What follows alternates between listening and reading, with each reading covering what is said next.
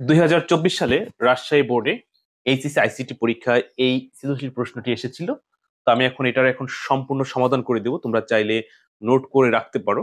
তো প্রিয় শিক্ষার্থী কিন্তু বোর্ডে লক্ষ্য করো, এছাড়াও তোমরা কিন্তু আমার কাছে ঘরে বসে অনলাইন আইসিটি পড়তে পারো। ইনশাআল্লাহ আইসিটিতে কোনো সমস্যা হবে না। বিস্তারিত জানতে আমার এই নতুন হোয়াটসঅ্যাপ নাম্বারে এসএমএস দিও।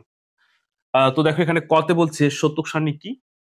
সত্যক সারণী যেমন এই যে একটা সত্যক সারণী দেখতে পাচ্ছ, এটা কিন্তু সত্যক সারণী। এখন এটাকে তুমি কিভাবে উপস্থাপন করবে, কিভাবে লিখবা? তো সহজ ভাষায় আমি বলতেছি, দেখো ঠিক এভাবে লিখলেই তুমি একে এক পেয়ে যাবা। যে কোনো টেবিল বা সারণীতে ডিজিটাল সার্কিটে ফলাফল প্রকাশ করায় তাকে সত্যক সারণী বলে। আমি আবার বলছি, নোট করো। যে টেবিল বা সারণীতে, যে একটা টেবিল বা সারি না, যে টেবিল বা সারণীতে ডিজিটাল সার্কিটের ফলাফল প্রকাশ করা হয় তাকে সত্যক সারণী বলে।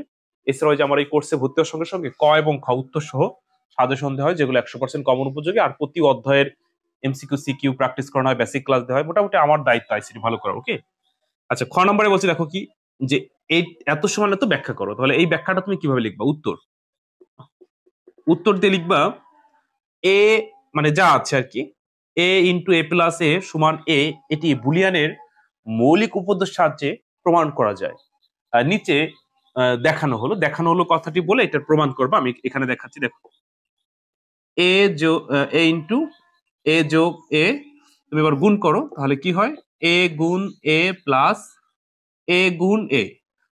যারা মোটামুটি সরলীকরণের সূত্রগুলো জানো, তারা জানো যে দুইটা এ যোগ বা গুণ থাকলে একটা লেখা যায়। তো ঠিক একইভাবে দুইটা এ যোগ আছে, একটা লেখা যায়।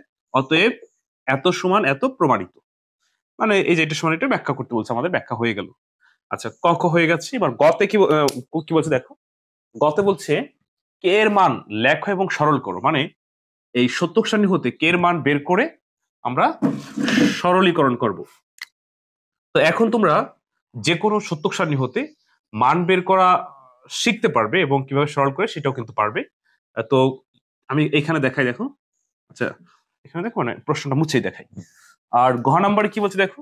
ঘ নাম্বারে বলছে উদ্দীপকের চিত্র নির্দেশিত গেট দ্বারা, মানে এইটা দ্বারা এক্স অর গেট বাস্তবায়ন। আমি তাহলে প্রশ্নটা মুছে ফেলি যাতে সুন্দর করে করে দিতে পারি। তোমরা ঠিক নোট করে রাখো, তোমাদের বোর্ড পরীক্ষায় কিন্তু এভাবেই প্রশ্ন আসবে, হয়তো হুবহু আসবে না।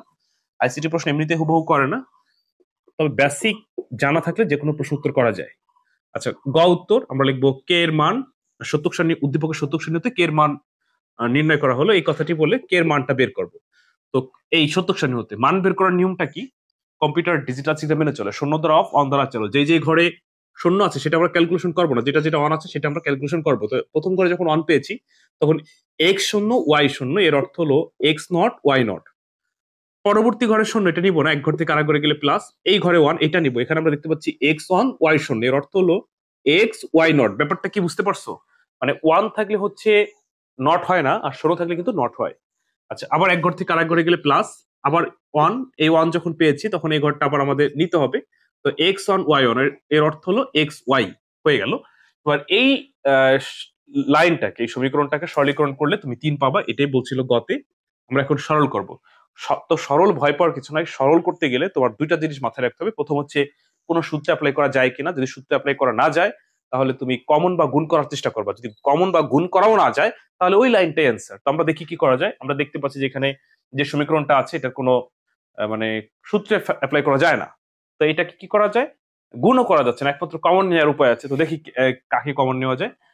এইখানে আমরা দেখতে পাচ্ছি যে এক্স এক্স কমন নেওয়া যায়, তাই না? আচ্ছা, হ্যাঁ, এখানে এক্স কমন নেওয়া যায়, আর এটা ওয়াই নট কমন নেওয়া যাচ্ছে। আমরা ওয়াই নট কমন নিই। তো যদি ওয়াই নট কমন নেই, থাকে কি? থাকে X naught plus X plus X Y. মানে এখানে যে এক্স ওয়াই আছে, এখানে আমরা এক্স ওয়াই রেখে দিলাম। আচ্ছা, তো দাঁড়ালো কি, দেখো তো। দাঁড়ালো হচ্ছে ওয়াই নট। আজানটা শেষ হয়ে ওকে। তো আজান শেষ হয়ে গেছে, দেখো আমরা পরবর্তীতে ফিরে আসলাম ক্লাসে। এখানে কি করেছি বলতো? ওয়াই নট কমন নিয়েছি। তো যাকে কমন নিতে হয় তাকে লিখতে হয়, অপোজিটটা লিখতে হয়। তো ওয়াই নট কমন নিলে এক্স নট প্লাস এক্স পেয়ে গেলাম। তো এখন দাঁড়ালো কি? এখন দাঁড়ালো হচ্ছে ওয়াই নট ইন্টু, সরি, এখানে এক্স নট হবে, যেহেতু ওয়াই নট কমন নিলে এক্স নট প্লাস এক্স। তাহলে এখানে দাঁড়ালো কি x x naught plus x সমান সমান ওয়ান। এটা আমরা সূত্রের মাধ্যমে পেলাম, বুলিয়ানের মৌলিক উপপাদ্য অনুযায়ী। যাদের সূত্র মনে আছে তারা জানো যে এ প্লাস এ নট সমান সমান ওয়ান। ওই সূত্রটা অনুযায়ী আমরা এখানে ওয়ান পেয়ে গেছি। তো 1 দিয়ে যা কিছু গুণ করো তাই, তাহলে আবার দাঁড়ালো কি Y naught plus X Y.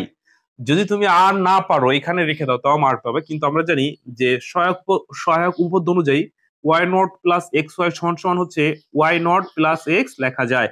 তুমি কিন্তু 3-3 পেয়ে গেলা, যদি এইটুক মনেও না থাকে তাও কিন্তু মার্ক পেয়ে যাবা। তো এই হচ্ছে হলো সরলীকরণ, সত্যক সারণী হতে মান বের করে সরল করাও কিন্তু শেখা হয়ে গেল। তো এখন হচ্ছে আমরা ঘ নাম্বারে যাব। ঘ নাম্বারে বলছিল যে এই উদ্দীপকের নির্দেশিত গেটটি দ্বারা এক্স অর গেট বাস্তবায়ন। তো আমরা দেখতে পাচ্ছি যে উদ্দীপকের যে গেটটা আছে এই গেটটা হচ্ছে নর গেট, তার মানে দাঁড়ালো নর গেট দিয়ে এক্স অর গেট বাস্তবায়ন। তো আমি এখন নর গেট দিয়ে তোমাদের এক্স অর গেট বাস্তবায়ন করে দেখাচ্ছি।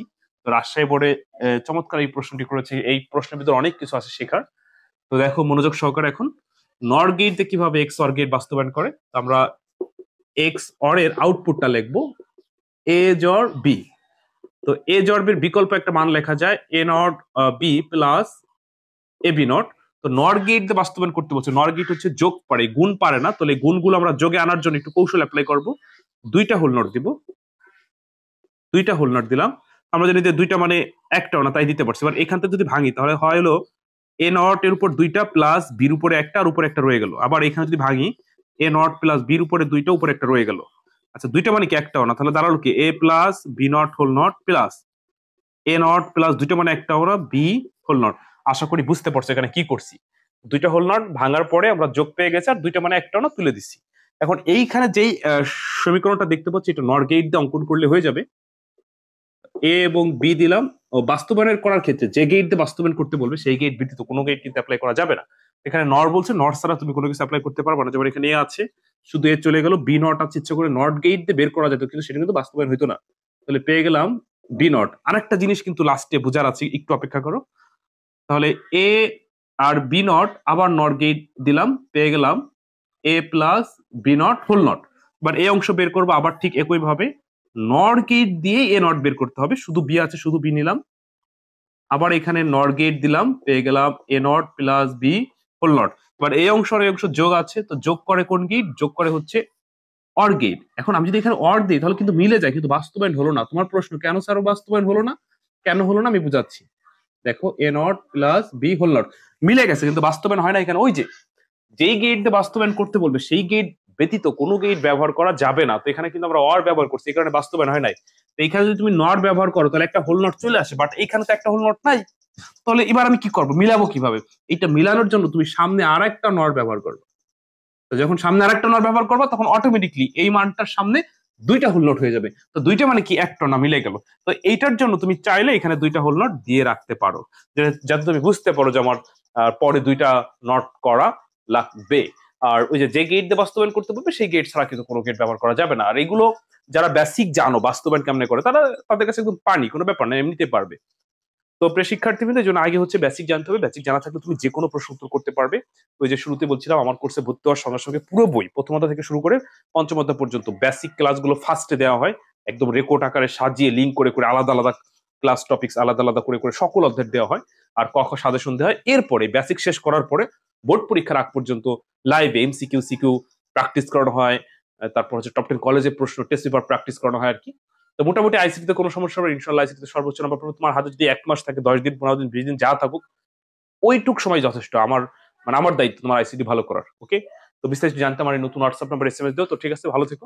পরবর্তী ক্লাসে তোমাদের সাথে আবার কথা হবে। আল্লাহ হাফিজ।